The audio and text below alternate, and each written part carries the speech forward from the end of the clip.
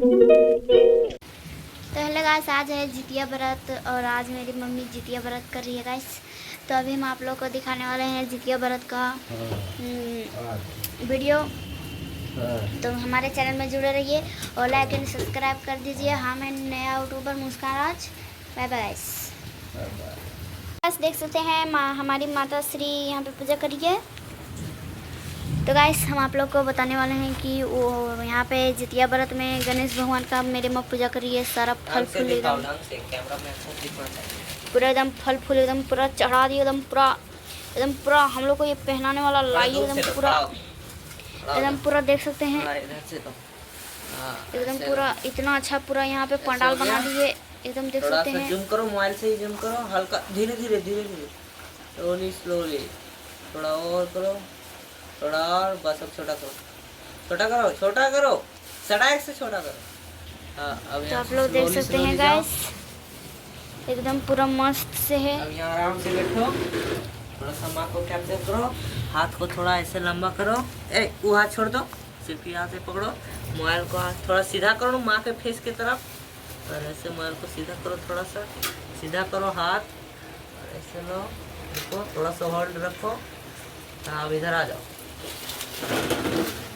तो गाइस, अभी आप लोग देख सकते हैं एकदम ये हेलो गाइस, तो देख सकते हैं जितिया व्रत में होता है गणेश भगवान का पूजा होता है। जितिया भगवान का भी पूजा होता है, तो उसका फोटो नहीं मिलेगा गाइस। तो इसलिए हमारी मम्मी की कौन भगवान, गणेश भगवान का पूजा करिए गाइस। तो आप लोग देख सकते हैं, पूरा हमारे चैनल पे जुड़े रहिएगा गाइस, एकदम पूरा देख लीजिएगा। एकदम पूरा अच्छा सजावट हो गया, और पूरा एकदम हमारे वीडियो को लाइक एवं सब्सक्राइब कर दीजिएगा। एकदम फटाफट जैसे हम फटाफट बोल रहे हैं, वैसे एकदम पूरा फटाफट पूरा एकदम लाइक सब्सक्राइब कर दीजिएगा। एकदम पूरा फटाफट लाइक सब्सक्राइब कर दीजिएगा गाइस। जैसे हम बोल रहे हैं वैसे एकदम पूरा लाइक सब्सक्राइब फटाफट कर दीजिएगा गाइस। क्या कि हम भी एक यूट्यूबर है गाइस, मेरा भी खाना पीना चलता है गाइस।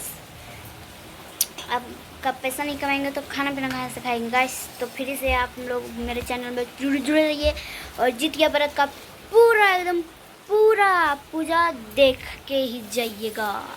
पूरा आनंद लीजिए गाइस, पूरा आनंद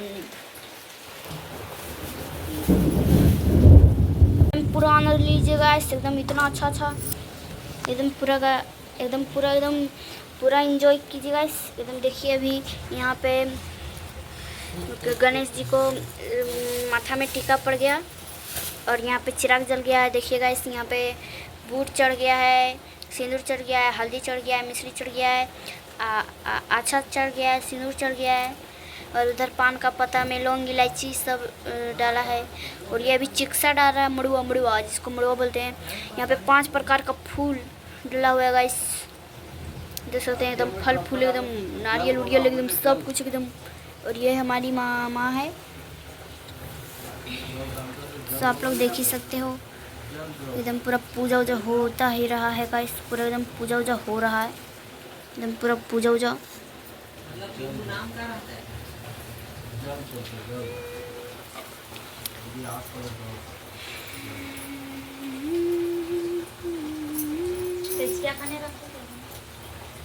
इसमें जितिया पहनाएगा माला गाइस। अब ये जितिया का माला पहनाएगा गाइस वहाँ पे गणेश भगवान को गाइस। वहाँ पे एकदम गणेश भगवान को ये वाला माला पहनाएगा। उसके बाद हम लोग 3 भाई बहन हैं, उसके बाद हम लोग को भी पहना देगा गाइस, ठीक है गाइस। तो देख सकते हैं अभी हमारी मम्मी गणेश भगवान को पहनाने के लिए काट रही है सूता को। एकदम फटाफट मेरे चैनल को लाइक सब्सक्राइब कमेंट बॉक्स में जय जितिया व्रत लिख दीजिएगा, ठीक है गाइस। देख सकते हैं, क्या ये आपको कौन सा कलर दिख रहा है, सो आप लोग हमको ज़रूर बताइएगा, क्योंकि ये हमको तो गोल्डन कलर दिख रहा है।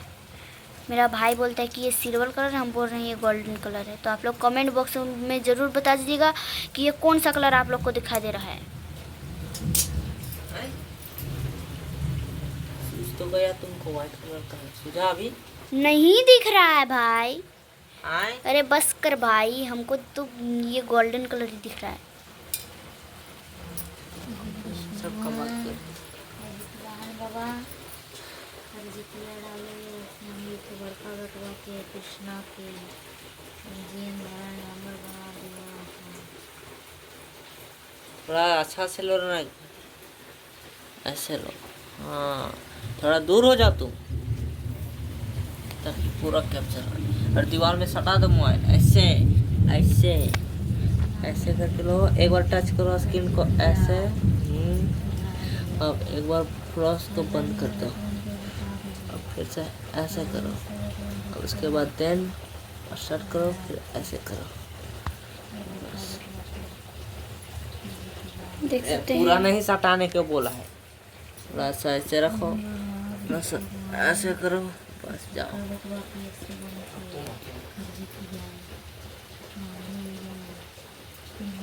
अरे तुम आगे जाओ। अरे बस कर भाई। देखो गाइस, गोल्डन की बारी है।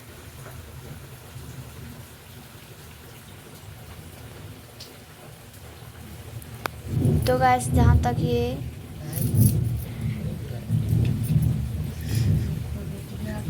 क्या बैंगन, वही तो कलर है गाइस। देख सकते हैं ये वाला आप लोग को कौन सा कलर दिख रहा है, सो हमको आप लोग ज़रूर बताइएगा गाइस। जो अभी हमारी मम्मा जो अभी धागे में डाल रही है वो वाला आप लोग बताइएगा। मेरा भाई बोलता है कि मेरा भाई बोलता है कि सिल्वर कलर दिखता है और हम बोल रहे हैं कि गोल्डन कलर दिख रहा है। तो आप लोग जल्दी से बताइए कमेंट बॉक्स में कि ये कौन सा कलर दिख रहा है। तुमको यहाँ सामने से नहीं दिख रहा है?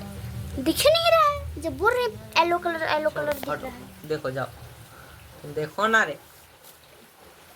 अरे बस कर रहा भाई, वही कलर दिख रहा हमको। हाँ देखो, सुझा सूझ ही तो रहा, वह कलर दिख रहा है। कौन तुमको कौन कलर दिख रहा है? सांप, सांप? सोना कलर। मारेंगे गधी तने। सारा सोने में कलर दिखा रहा है। वाइट है, वाइट वाइट। गोल्डन गोल्डन मैं गोल्डन। पकड़ता तो आलू बैठे वाला वो सम्मान क्या है? गोल्डन सुझे लागल।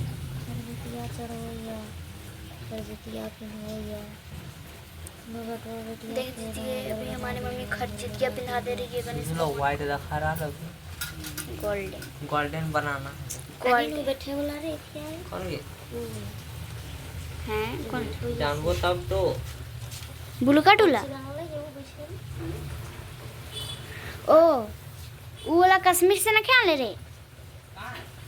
मैं यहाँ तो हमरे बैगा पर। ओ चकैया हाँ ये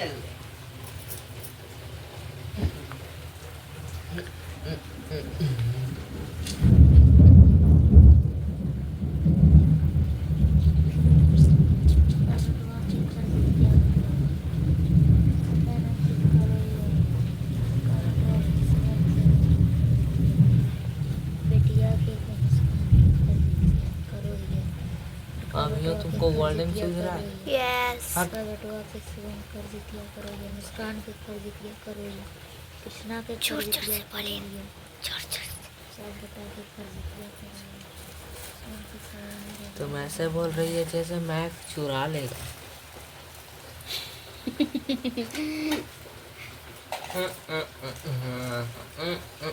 ये क्या है?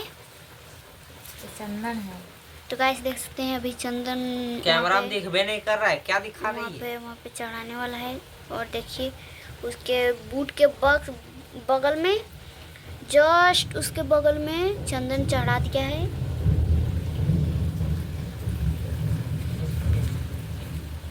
लेकिन कपड़ा लता ढंग से। अरे बस कर भाई,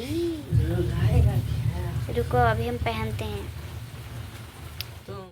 ओके गाइस, तो देख सकते हो यहाँ पर पूजा पाठ चलने लगा है। तो ऐसे ही पूजा पाठ देखने के लिए आप देखते रहिए। और गाइस उधर हर हर महादेव चल रहा है और इधर पूजा चल रहा है, जय। और इधर मेकअप चल रहा है, इधर अगरबत्ती निकाल रहा है गाइस।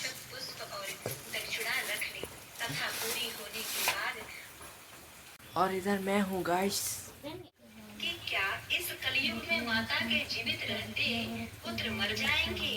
जब वे आपस में कुछ निर्णय नहीं कर सके तो गौतम ऋषि के पास पहुंचे। इधर जब पूजा उनके पाठ पास चल रहा है, पहुंचे तो उस डिस्टर्ब समय गौतम नहीं ऋषि चलना आनंद चाहिए। के साथ बैठे हुए थे। उनके समक्ष जाकर उन्होंने मस्तक झुकाकर प्रणाम किया। तदवंत प्रिय दर्शकों, माता लक्ष्मी कहती है, घर की यह 5 चीजें कभी दूसरों को नहीं देनी चाहिए। हमारे हाथ से दान में दिए गए इन 5 वस्तुओं से हमें भयंकर आपत्ति का सामना करना पड़ सकता है।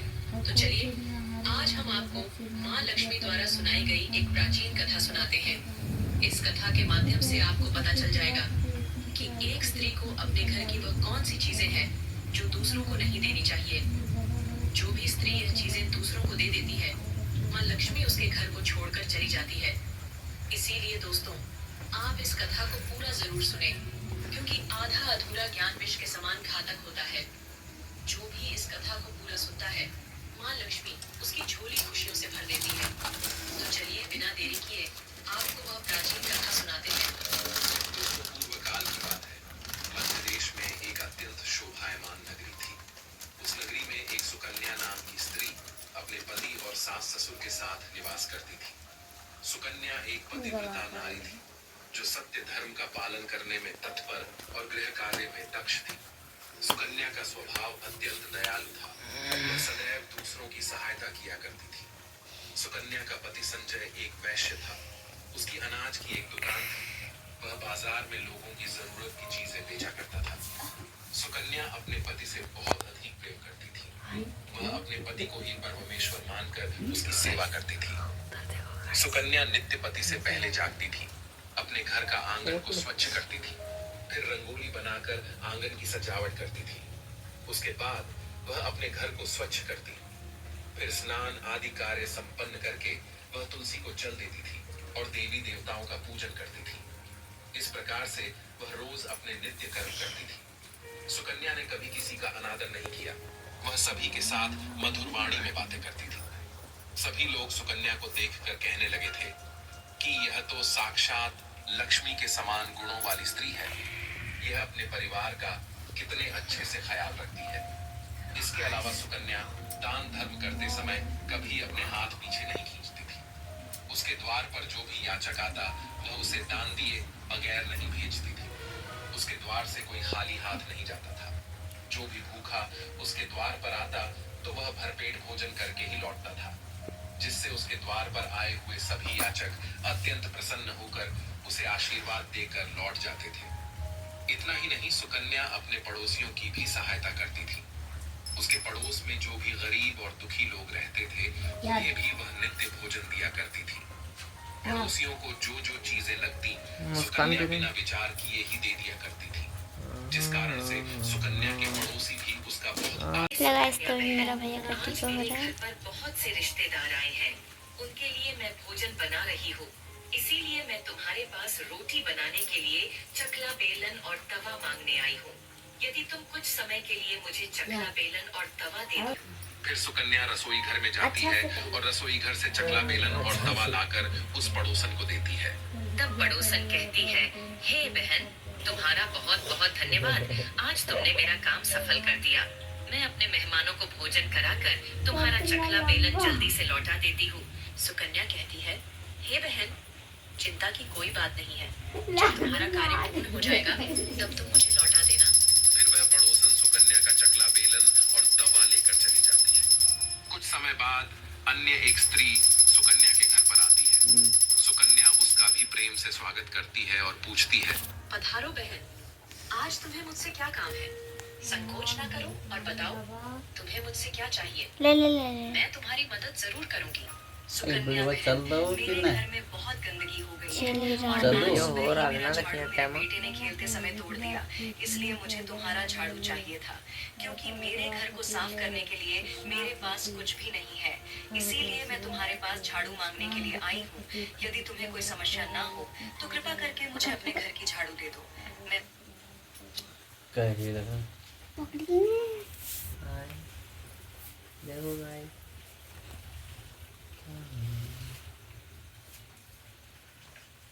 देख सकते गाइस मेरे भैया को खरजितिया का थी पहना रहा है। वापस लौटा दूंगी।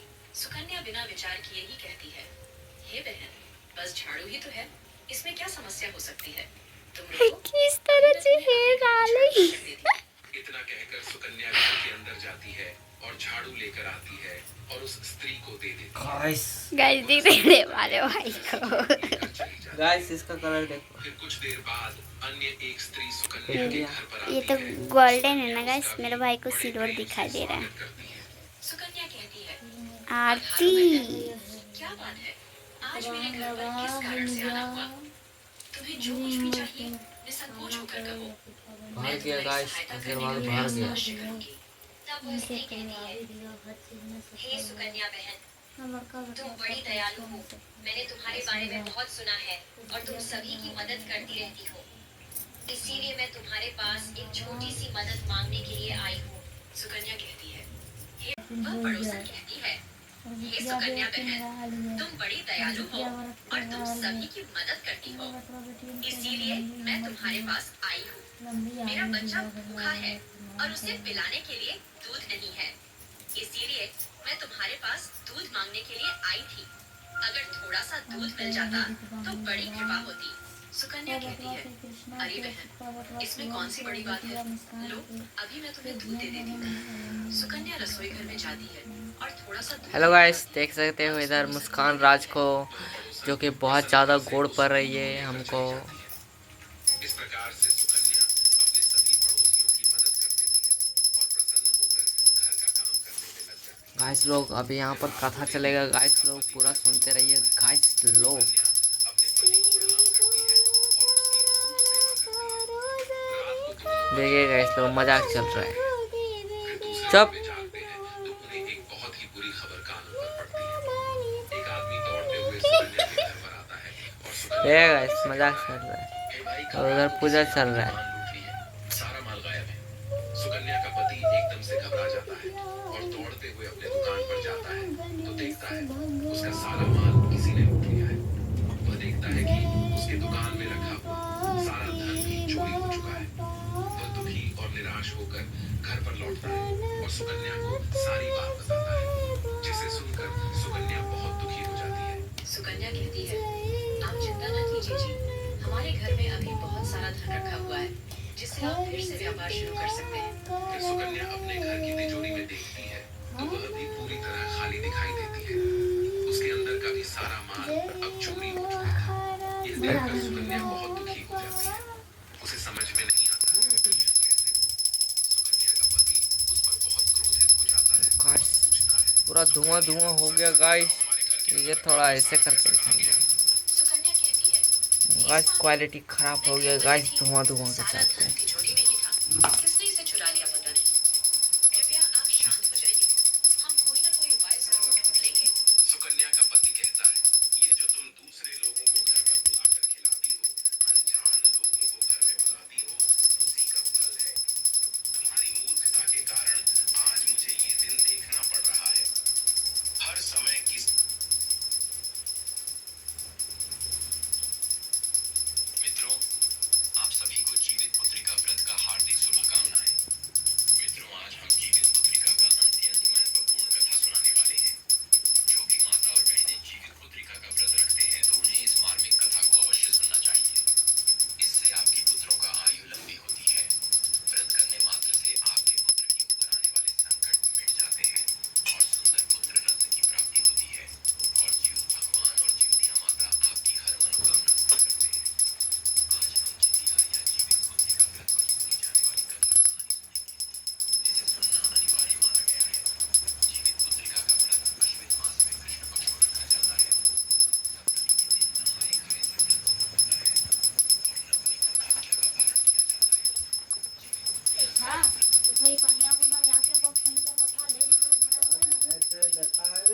साल में रखे जाने वाले व्रत में सबसे महत्वपूर्ण व्रत माना जाता है। इस व्रत की ऐसी मान्यता है, जो भी इसको सच्चे मन से और पवित्रता से पालन करता है, उनके बच्चे और उनके परिवार पर आने वाले सभी संकट मिट जाते हैं। मित्रों, इस पवित्र कथा का अवलोकन कराने से पहले मैं माता जीवतिया और इस जीवित भगवान से प्रार्थना करता हूँ। हे प्रभु, जो भी इस कथा को अंत तक सुने उसके पुत्र और परिवार की रक्षा करना, और जो इस वीडियो में जय जीवितिया माई कमेंट करे उसकी मदद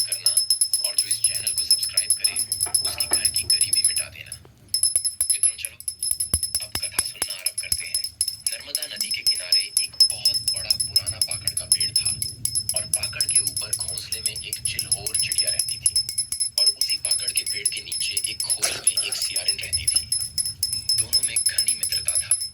नीचे से सियारिन और ऊपर से चिल दोनों आपस में बात करते रहते थे। जैसा आप जानते हैं कि सतयुग के समय में पेड़ पौधे भी वापस बात करते थे। सभी प्राणियों की भाषा समझते थे। चिल्होर, कौआ, गाय, कोई भी पशु पक्षी मनुष्य की तरह बात करते थे और एक दूसरे का भाषा सभी लोग समझते थे।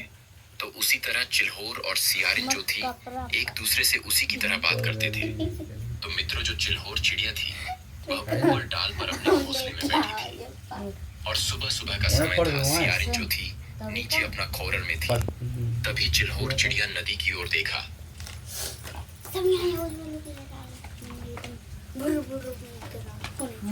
सब गोटे सुन कथा चल बोला नहीं चाहिए गन तो ना हुआ और पर जाके पढ़ाई करे सर ना सुन सब गए कथा सुन रहे तो नहीं बैठ के क्या तुम इधर दिन बढ़िया से परसा लाइन लगाते नहीं कहाँ बैठे सब सुन ले रहा। पूजा विधि है। तो पूजा विधि तो हो गया आपका।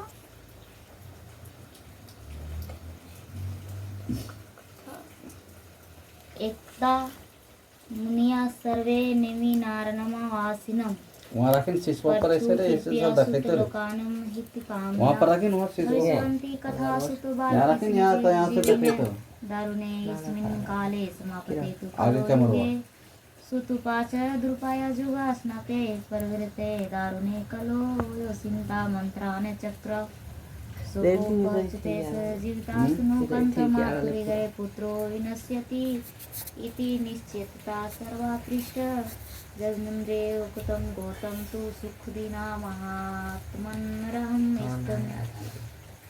एक बार नैमिसारण्य के निवासी ऋषियों ने संसार के कल्याणार्थ सूत जी से पूछा, हे सूत कराल, कलिकाल में लोगों के बालक किस तरह दीर्घायु होंगे सो कहिए।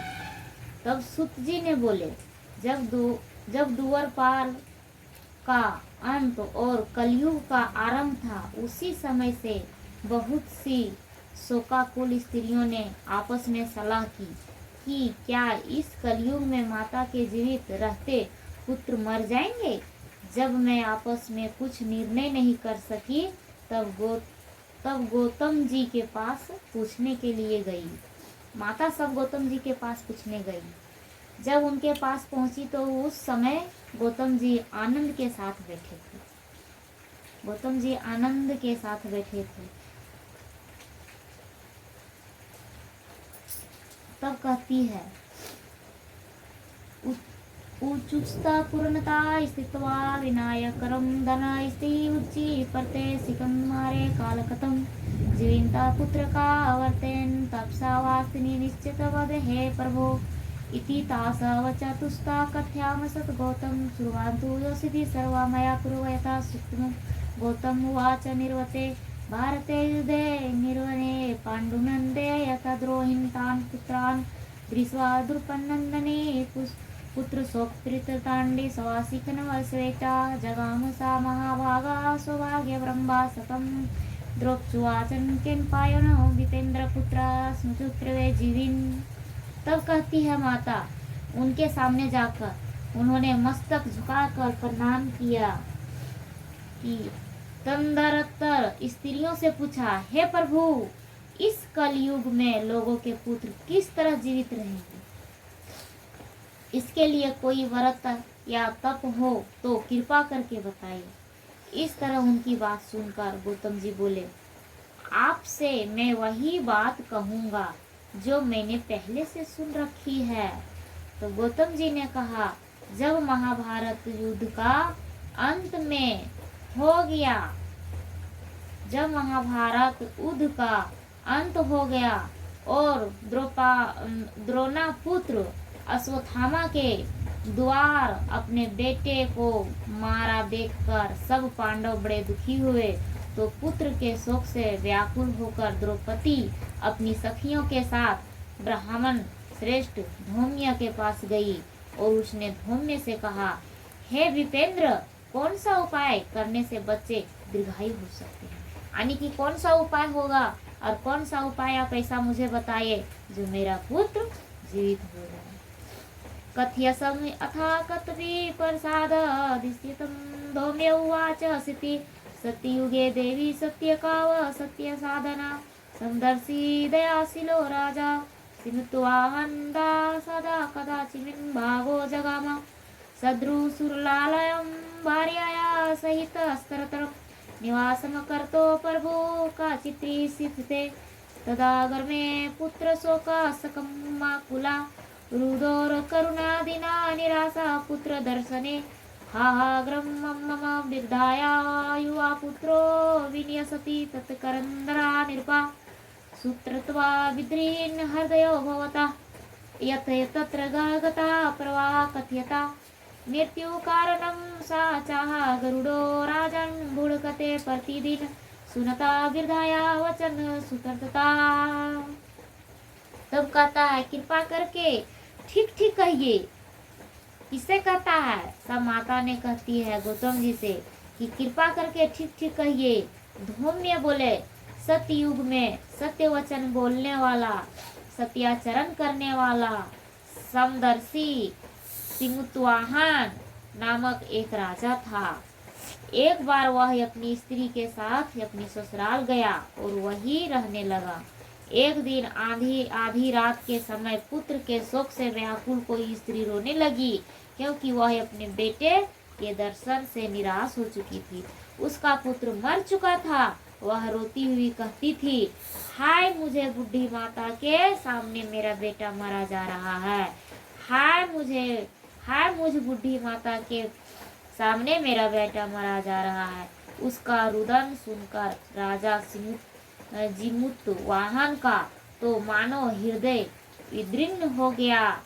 वह तत्काल उस स्त्री के पास गया और उससे पूछा, तुम्हारा बेटा कैसे मरा है? बुढ़ी ने कहा, गरुड़ प्रतिदिन आकर गांव के लड़कों को खा जाता है। गरुड़ जो था वो प्रत्येक दिन गांव के बच्चे को आया करके लड़के लोग को खा जाता है।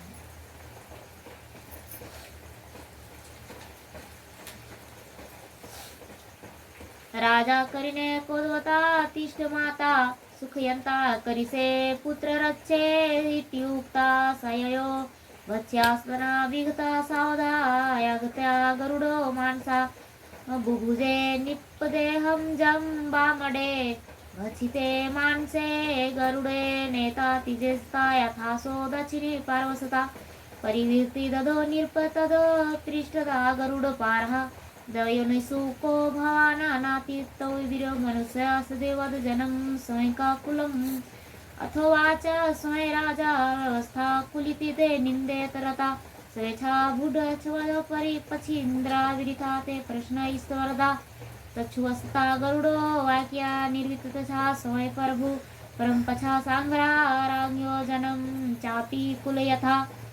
भैया वीडियो कॉल लगे सुनते। इस पर दयालु राजा ने कहा, माता अब तुम रोवो मत, आनंद से बैठो। मैं तुम्हारे बच्चे को बचाने का अत्यंत यत्न करता हूँ। मतलब कि आप अब खुश होके बैठिए, अब चिंता या मत कीजिए, अब हम आ गए हैं। आपके बच्चे को बचाने का कुछ हम उपाय करता हूँ। ऐसा कहकर राजा उस स्थान पर गया जहाँ गरुड़ आकर प्रतिदिन मांस खाया करता था। उसी समय गरुड़ भी उस पर टूट पड़ा और मांस खाने लगा। जब अतिशय तेजस्वी गरुड़ ने राजा का बायां अंड खा लिया, मतलब बायां अंग उसका जब खा लिया तो झपट राजा ने अपना दाहिना अंग फेर कर गरुड़ के सामने कर दिया। मतलब कि जैसे उसका दहिना है बायां अंक जब राजा ने उसका बच्चे का बायां अंक खाया तो तुरंत राजा ने फटाक से अपना जो था दहिना अंग उसको आगे कर दिया, फिर कर गरुड़ के सामने कर दिया। यह देखकर गरुड़ जी ने कहा, तुम कोई देवता हो? कौन हो तुम? मनुष्य तो नहीं, जान पड़ते हैं। अच्छा अपना जन्म और कुल बताओ। पीड़ा से व्याकुल मन वाले राजा ने कहा, हे पंछीराज, इस तरह से प्रश्न करना व्यर्थ है। तुम अपनी इच्छा भर मेरा मांस खाओ। यह सुनकर गरुड़ रुक गए और बड़े आदर से राजा के जन्म और कुल की बात पूछने लगे।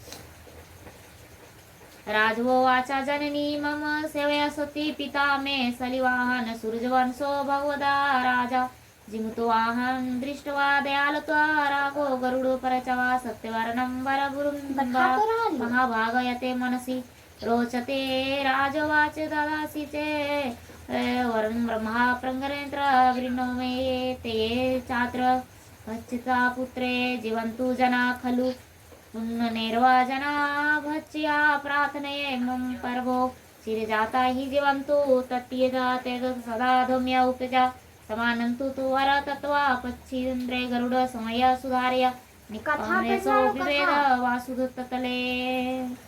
राजा ने कहा किससे कहा? गरुड़ से कहा। मेरी माता का नाम है सेविया और मेरे पिता का नाम है सलिवाहन। हे सूर्यवंश में मेरा जन्म हुआ है और जिमुतवाहन मेरा नाम है। जिमुतवाहन। राजा की दयालुता देखकर गरुड़ ने कहा, हे महाभाग, तुम्हारे मन में जो अभिलाषा हो वह वर मांगो।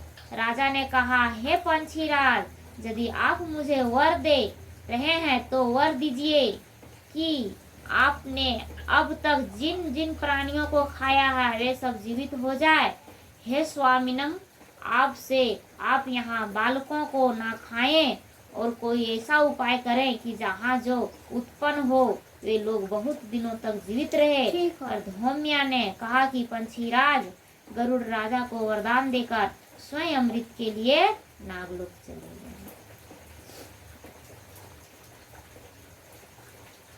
राजा को वरदान देकर और स्वयं अमृत लोक चले गए। तत्मो मित्राय समानीय सुवर्षम खागेश्वर नृतकाना शरीरेषु चास्थिरारिषु सर्वता तस्तमये जीविता सर्वे भक्षिता ये पुराणारं गरुडास्ते प्रसादेन याज्ञो कृपा तथा राजज्ञ सदा दिवगुणा तत्र शुभे बपुरुतं दृष्ट्वा दयालुता आराग्यो भसासे गरुड पुनः हम चरंचावरेन्द्रवासाते लोकान हितकाम्या अग्नि अश्विने बहुले पक्षे तिथि से चयाष्टमी शुभ सप्तमी राहिता चांग पर्जना जीवितो तस्मते यतो सुवासरो वस्तम ब्रह्मावशनम गतिमयसी दुर्गाय मूर्ति भेदनम ख्याता त्रैलोक्यं पूजति अमृताहरणे वस्तम स्मृता सा जीवित पुत्री का। वहां से अमृत लाकर उन्होंने उन मरे मनुष्य की हड्डियों पर बरसाया। कौन बरसाया? गरुड़ ने बरसाया। गरुड़ ने बरसाया। ऐसे करने से सब लोग जीवित हो गए जिनको कि पहले गरुड़ ने खाया था। राजा के त्याग और गरुड़ की कृपा से वहां वाले का बहुत कष्ट दूर हो गया। उस समय राजा के शरीर की शोभा दूनी हो गई कि राजा की दयालुता देखकर गरुड़ ने फिर कहा, मैं संसार के कल्याण सार्थ एक और वरदान दूंगा। आज आश्विन महीना के कृष्ण पक्ष सप्तमी तिथि से रहित शुभ अष्टमी तिथि है। आज ही तुमने यहाँ की प्रजा को जीवन दान दिया है। हे वत्सव, अब से यह दिन ब्रह्मा भाव हो गया है। जो मूर्ति भेद से विविध नामों से विख्याता है वही त्रैलोक्य पूजित दुर्गा अमृत प्राप्त करने के अर्थ में जीवित पुत्रिका कहलाई। मतलब कि जब गरुड़ ने इतना वरदान दिया और उसको सब कुछ किया, उसके बाद वो उसी दिन से मतलब ये परंपरा को शुरू किया कि आज ये सप्तमी के दिन में नहा खाना है, आठवीं के दिन में जीवित पुत्रिका के सब महिला लोग पूजा करेगी और अपने पुत्रों के लिए दुआ करेगी, लंबी उम्र की कामना करेगी और दुर्गा पूजित दुर्गा के त्रिलोकन करके प्राप्त अमृत अपना प्राप्त। सत्य तो पूज्य संति स्त्रियों जीवत पुत्रिकम चा चर्वये कीर्तम सदा भक्ति सावंतमदा तासा सौभाग्य विरुद्ध संवासन्दं विरुद्ध शाश्वतं भविष्यति तथा महाभागा नात्रे कार्च विचारणम् उप्यो चातुष्टमी राजन् संपत्ति रहिता शिवा अस्मुदीयते भावनी परंपरा नवनी दिने दिने वर्जनीये पर्यटने सप्तमी अष्टमी नथा फल हानि अस्तामे सौभाग्य न सन्ति ध्रुवनम् एवं दत्वा वर तस्मै यो हरिपुर खगराज सभी मारिया सार्ध संपुरम ने जगमास्तमन। अतः इस तिथि को जो स्त्रियां उस जीवित पुत्रिका की और कुश की आकृति बनाकर, मतलब कुश की कुशा ने जीवित पुत्रिका की और कुश की आकृति बनाकर तुम्हारी पूजा करेंगी तो दिनों दिन उनका सौभाग्य बढ़ेगा और वंश की भी बढ़ती होगी रहेगी, वंश की बढ़ती होती रहेगी। हे महाभाग, इस विषय में विचार करने की भी आवश्यकता नहीं है। हे राजन, सप्तमी से रहित और उदय तिथि की अष्टमी को व्रत करें, यानी सप्तमी विध अष्टमी जिस दिन हो उस दिन व्रत ना कर शुद्ध अष्टमी को व्रत करे और नवमी में पारण करे। यदि इस पर ध्यान ना दिया गया तो फल तो नष्ट हो जाएगा और सौभाग्य अवश्य नष्ट हो जाएगा। जिमुत वाहन को इस तरह का वरदान देकर गरुड़ बेकुट धाम को चले गए और राजा भी अपनी पत्नी के साथ अपने नगर को वापस चले गए।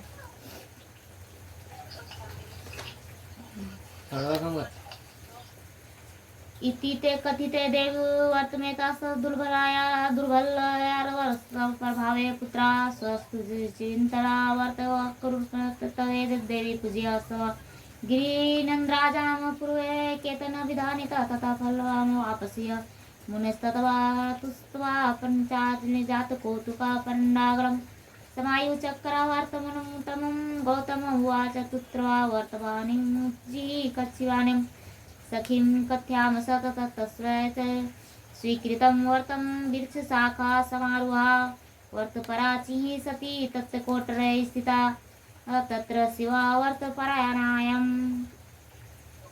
द्रौपदी से कहते हैं, हे देवी, मैंने यह अतिशय दुर्लभ व्रत तुमको बताया है।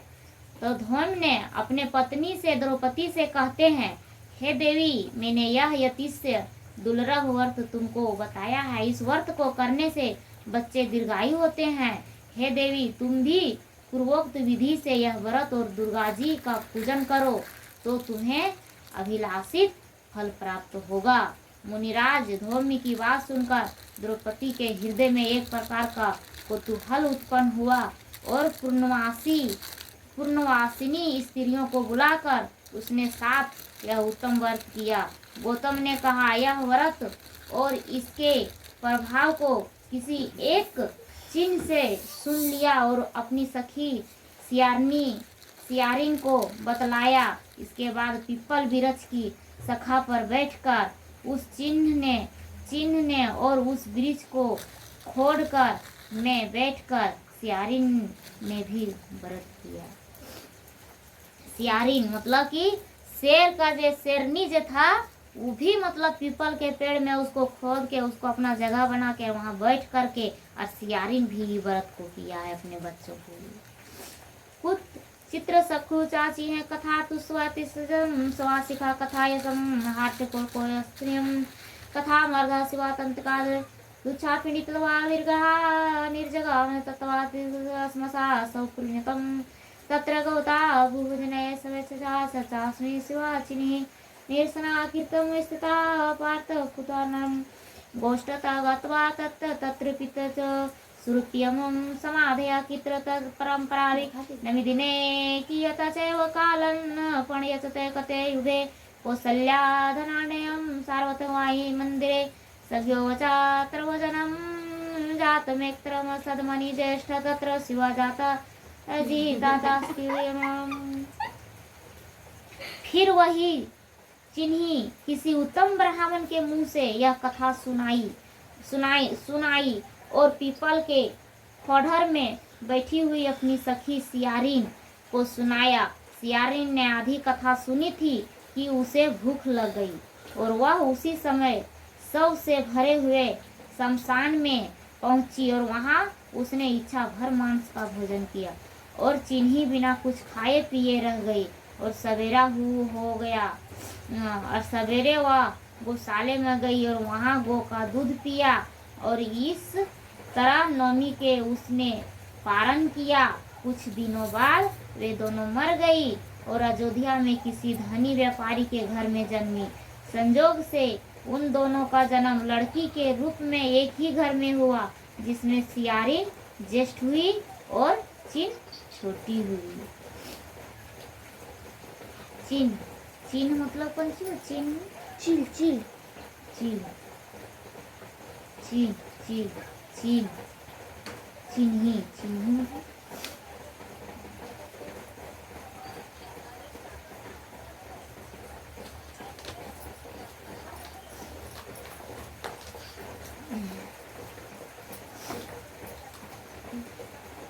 सर्वलक्षणमसुगतदातजस्तिभावता अयं राजा काकिगुणरजन कनिष्ठा तस्य मन्त्रितनं विवाहिता विधानिनं गर्वणा पात्रीगिरिस्तुत्रो पूर्वजनं दिक्पेकेन वनराजपत्नी निर्यच्छनायं सुता परस्तुता सा यति यमालयम्।